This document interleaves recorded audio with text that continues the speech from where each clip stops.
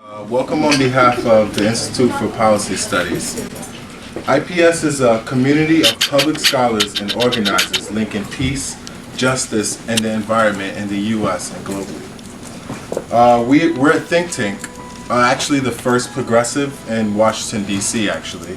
Our policies are geared, policy recommendations are geared towards policymakers, but more often activists and people on the ground working on social movements. And we strive to promote true democracy, challenge concentrated wealth, corporate influence, and military power. We would like to screen the movie Hands Up, Don't Shoot Our Youth Movement. It's a documentary film produced by Ralph L. Crowder III. And we were able to bring him here all the way from Minneapolis.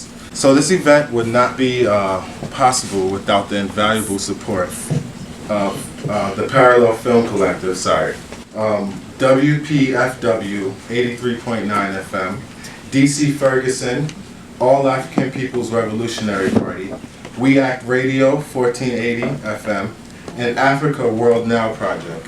And of course, without all of you in attendance and with dedication to this cause. I would also like to give a big shout out to Professor Mjiba Fariwat. We also have Sister Amijah Whitlock. She's a Baltimore organizer with Jericho Movement and Political Prisoner Radio. So we're going to show the film, and then after the film there'll be a discussion. And we're going to kick off this discussion with a much anticipated performance by a serious grassroots activist and hip hop artist, Son of None.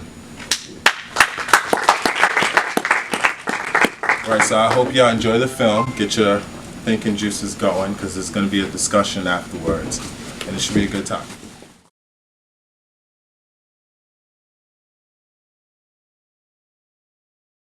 This is Amijah Whitlock from the Jericho Movement and Political Prisoner Radio, and you're watching Freedom Radio. Freedom Radio. Freedom Radio. Another round of applause for this piece of work.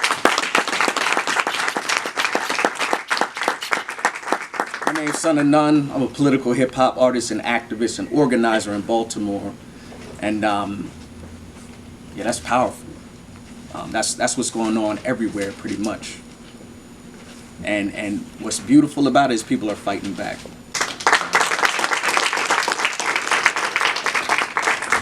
The shooting in South Carolina last week happened before this movie was made. But it seems to have really touched a nerve in the country with a growing awareness of racism and symbols of racism. How can the Black Lives Matter movement be linked to the demands that are evolving around the shootings in South Carolina? I'm gonna probably say some things that might not be too friendly to some. But let me start by saying this. First of all, I'm not Black Lives Matter movement. You know what I'm saying? I don't identify with that. I prefer Black Power over Black Lives Matter. I think that's an interesting kind of way that people frame their position of self when they have to plead for their lives to matter. I think power is something that you execute and something that is actually institutionalized. So let's just say, if Black lives really mattered, we wouldn't even have to do this film. America made me a nigga. But Ferguson reframed the picture. It's the truth, pure light in the booth. The x-rays displayed, no flesh in the proofs. Science of defiance, baptizing the youth. Here to resurrect the dead without heads, feds can shoot. Why? America made me a nigga, but Baltimore reframed the picture. Broken neck dialect spoken from the beyond. Phoenix from the ashes spitting classics at the seance. Cadence in the chaos, profits in the layoffs. Rhythms of division amplified for the payoffs. Why? America made me a nigga, but Palestine reframed the picture.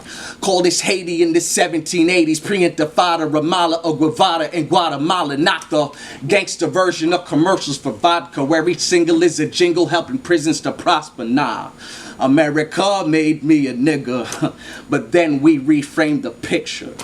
This is Son and None representing Baltimore.